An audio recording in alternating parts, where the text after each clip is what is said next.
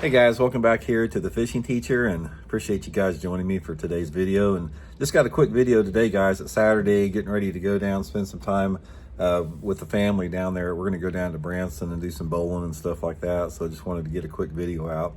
But guys, I want to talk about a little bit about what happens throughout the day as far as the color selection on the lure that you need to use. So just it's going to be a brief video here, but this is a really good foundational piece of information that'll really help you out.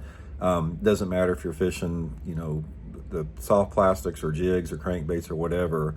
Here is sort of the process that I go through. Now, a lot of lure color selection has to do with your light intensity in correlation with the water visibility, but specifically it has to do with the light intensity level that changes throughout the day.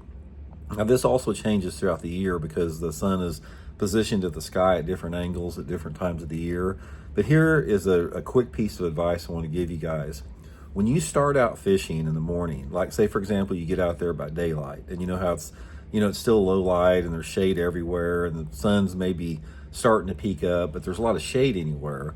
This is the time that if you're throwing a hard bait like a topwater or a crankbait or jerkbait, anything like that, go to a brighter chartreuse or some type of a bright pearl or white, something like that will really stand out. Now, I really like chartreuse personally, so I'll throw like a chartreuse buzzbait, chartreuse spinnerbait, chartreuse blackback crankbait, and I'll do this for like the first hour or two of the day until I lose my shade. And if you're throwing a soft plastic lure or a jig, even if the water's clear, you always want to start out with a dark color. So go to like a black and blue on a jig, something like that, plum or plum or red bug or something on a plastic worm for the first couple hours.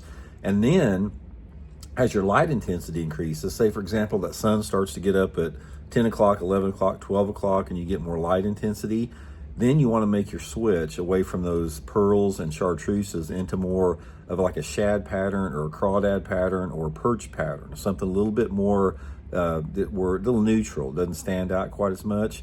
And the same with your jigs and your worms. Start going to your greens and your browns and just transition as that light intensity goes up.